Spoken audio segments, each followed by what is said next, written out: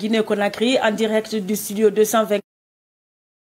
Dans l'après-midi, en Guinée-Conakry, en direct du studio 224 minutes de Kaloum, nous recevons un autre invité. C'est le spécial soirée électorale qui continue ici dans nos studios. Nous recevons M. Aboubakar, excusez-moi, M. Boubacar Diallo, conseiller communal de Ratoma, président du Parti pour la paix et le développement, PPD. Bonsoir, M. Diallo, et bienvenue dans notre studio. Bonsoir. Déjà, votre mot de passe pour ce studio, est-ce que vous avez voté ce matin? Est-ce qu'on peut avoir une preuve que vous avez voté effectivement? Oui. Voilà, face caméra. Voilà, M. Diallo est un citoyen qui a accompli son devoir civique. Voilà. M. Diallo, alors si vous avez voté, c'était dans un quartier, c'était dans un bureau de vote. Expliquez-nous comment ça s'est passé. Qu'est-ce que vous avez ressenti? Qu'est-ce que vous avez vu sur le terrain? Bon, je voudrais commencer d'abord par vous remercier pour cette invitation qui n'était pas tout à fait dans le programme, mais j'ai appris aussi que c'est nouveau, hein, votre studio c'est tout à fait nouveau et je vous encourage là-dessus. Merci.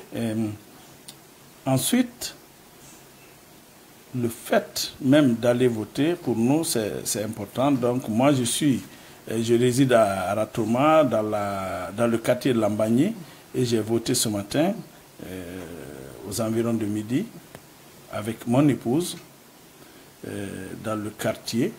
Et là, on appelle l'école Afrikoff. Et j'avoue que j'ai été très impressionné. J'ai des images que j'ai prises. D'abord, en allant, j'ai vu beaucoup de gens qui allaient voter. Et quand je suis rentré dans la cour, j'ai vu les fils. Franchement, j'étais émerveillé. Et je crois que mon parti, on a eu raison d'aller à ces élections. Donc, c'est un sentiment de satisfaction, parce que ça n'était pas donné à l'avance. Hein.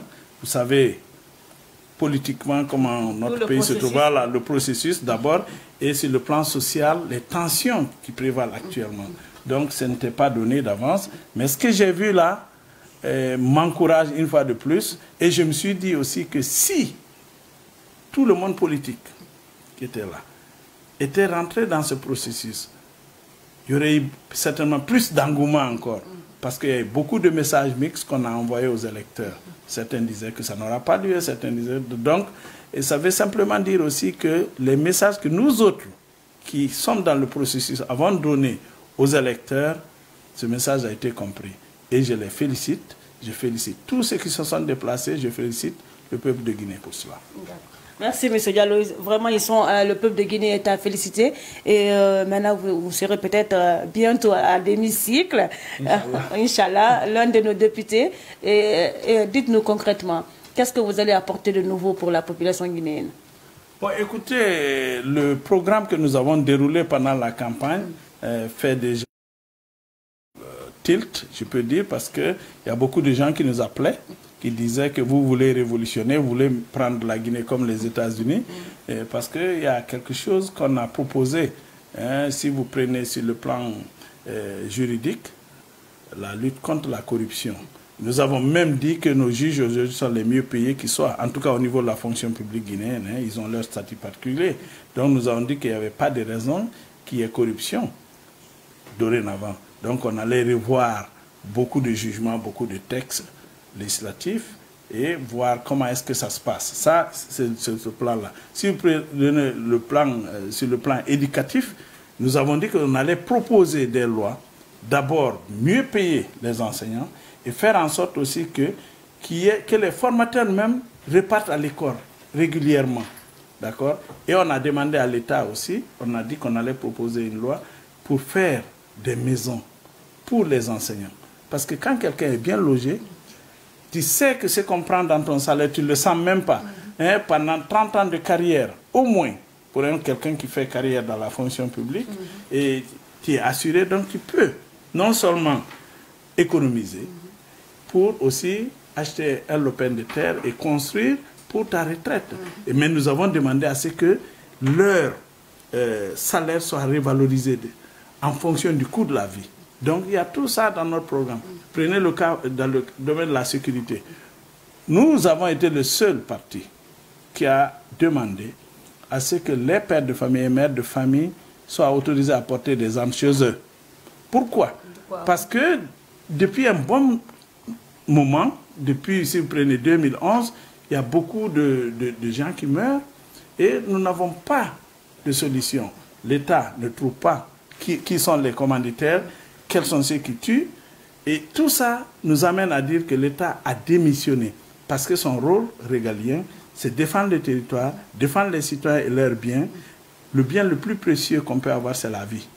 Quand on peut tuer comme ça et qu'on ne trouve pas depuis des années, ça veut dire que l'État a démissionné quelque part. Mais nous comprenons tout à fait, il y a une proposition de loi qui a été, c'est-à-dire pour un nouveau référendum, tout ça là. Nous, on a été clairs, nous sommes un parti d'opposition. Dès le départ, on a dit qu'on n'était pas pour. Donc, nous sommes partis au niveau de la législative, c'est après qu'on a greffé le référendum. C'est son droit de le présenter. On le reconnaît, parce que nous sommes légalistes. L'institution qui permet de dire que le président de la République a le droit de proposer une nouvelle constitution, c'est la Cour constitutionnelle, et qui a tranché en disant qu'il pouvait. Donc il a fait son devoir de proposer une nouvelle. Et justement, quelle est la position de votre parti de PPD sur cette nouvelle constitution? Est-ce que vous pensez que c'était nécessaire ou... Bon, en fait, nous on a dit dès le départ que ce n'était pas nécessaire de préparer une nouvelle, de proposer une nouvelle constitution, mais qu'on pouvait amender l'ancienne constitution. Et c'est vrai, il y a beaucoup de choses qui sont prises en compte. Hein, quand vous parlez de la jeunesse, quand vous parlez des femmes, quand vous parlez des fonds spéciaux qui sont mis à disposition pour aider la jeunesse, pour aider les femmes, pour le développement local, tout ça. Par exemple, nous, on a même félicité le gouvernement en disant que le projet, par exemple, Anafik ou Agnès, c'était une très bonne chose. Oui. Maintenant, il faut institutionnaliser cela. N'oubliez pas que c'est juste le vouloir du gouvernement, n'est-ce pas, de le faire. Maintenant, il faut le mettre dans la Constitution. Nous, ce qui est bien, ce que le gouvernement fait de bien, c'est là la différence entre notre parti d'opposition et les autres. On l'apprécie. Mais ce que le gouvernement fait de mauvais, on le dénonce et on dit que ce n'est pas normal, il faut faire autrement. Voilà notre position, voici ce que fait notre parti. Donc pour nous, c'est vrai, nous avons dit que nous sommes contre dès le départ, et la Cour constitutionnelle dit qu'il en a le droit, il a proposé. Les gens n'ont qu'à aller voter. Hein? Nous prendrons acte du résultat. Nous sommes dans une république, nous ne sommes pas en marge de la république. Ce qui va être acté. Maintenant, ce qui sera dans cette nouvelle constitution, si elle est adoptée, là où nous ne sommes pas d'accord, nous allons, si nous avons la chance d'être élus, et je crois d'ailleurs, les gens ont cru en nous lors de ce vote, et ils continuent à croire, et nous allons proposer des amendements de l'Assemblée si nous sommes là-bas, et pour dire que, écoutez, ça a été adopté. Parce que l'Assemblée est là pour ça aussi. Hein. Oui. Hein, on peut changer, on peut améliorer à travers l'Assemblée. Donc, nous allons faire en sorte que ce soit la majorité, qu'en tout cas tous les députés, qu'on mette nos positionnements de côté, c'est-à-dire opposition ou bien mouvance, mais qu'on pense à la Guinée et qu'on puisse bien expliquer. Si nous sommes porteurs d'un projet, d'un amendement par exemple, d'une loi, nous viendrons vers l'opposition, vers nos collègues de l'opposition, nous viendrons vers nos collègues de la mouvance pour leur expliquer, écoutez, nous proposons cette loi, cet amendement, pourquoi on le fait? Imaginez, c'est-à-dire on discute pour que les gens comprennent que ce qui est voté là-bas, que c'est pour la Guinée, ce n'est pas dire que l'opposition a proposé ou ceci, cela. Non. Nous voulons que ça bénéficie à toute la Guinée. Voilà notre position, ce qui fait que nous voulons enlever le débat dans la rue dorénavant. Les manifestations, chaque fois qu'il y a quelque chose, on sort dans la rue, non. La rue appartient à la société civile et aux citoyens. Nous autres, si nous sommes à l'hémicycle, les députés, c'est là-bas, c'est un combat d'idées. On doit se battre là-bas pour améliorer le quotidien du Guinéen. C'est-à-dire, tout ce qu'il y a comme opposition, tout ce qu'il y a comme problème à régler, il faut le dire à l'Assemblée, c'est là-bas normalement le débat. Ce n'est pas dans les rues. Et c'est ce qu'on a conseillé ces derniers temps, c'est pourquoi nous sommes candidats, nous voulons changer la donne, cette manière de légiférer, on veut la faire autrement. D'accord. Merci, M. Diallo. Nous arrivons pratiquement au terme de cet entretien. Est-ce que je peux avoir votre dernier mot sur cette journée historique? Oui, d'abord, c'est féliciter le peuple de Guinée vous féliciter vous aussi pour cette initiative et dire aux gens que nous sommes émerveillés pour cette journée d'aujourd'hui. Ce que nous avons vu avec toutes les tensions qu'il y a dans le pays, avec ce qui se passe dans les réseaux sociaux, et qu'on arrive à avoir un engouement pareil pour ces élections, nous avons compris que le peuple est mieux.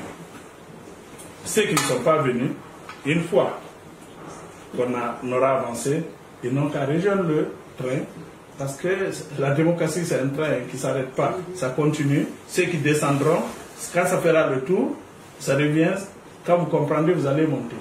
Donc, demandez aux autres, après le processus, de venir maintenant autour de la table. C'est que nous avions d'ailleurs demandé dès le départ, qu'on discute de nos problèmes autour de la table au lieu d'aller dans la rue. Donc, j'ose espérer que les autres la comprendront pour qu'on revienne maintenant. Je lance un appel et au gouvernement, c'est-à-dire à la mouvance, et à l'opposition, qu'après tout le processus, qu'on revienne maintenant à de meilleurs sentiments, qu'on s'asseye, c'est-à-dire ce contre quoi on luttait. On a dépassé cela. Maintenant, venez, on va s'asseoir, on va discuter parce qu'il faut venir par là. Voilà ce que je voulais dire comme dernier mot et je vous remercie. Merci, M. Diallo. C'est sous ces notes positives et d'espoir que nous nous quittons pour cet entretien. Je vous rappelle que nous étions avec M. Boubacar Diallo, conseiller communal de Ratoma, président du Parti pour la paix et le développement PPD. Merci, M. Diallo, d'avoir répondu à notre invitation. C'est moi qui vous remercie. Merci. Rentrez bien chez vous. Aimables internautes, nous nous retrouvons très bientôt, dans quelques minutes, avec d'autres invités. Restez surtout avec nous. À tout à l'heure.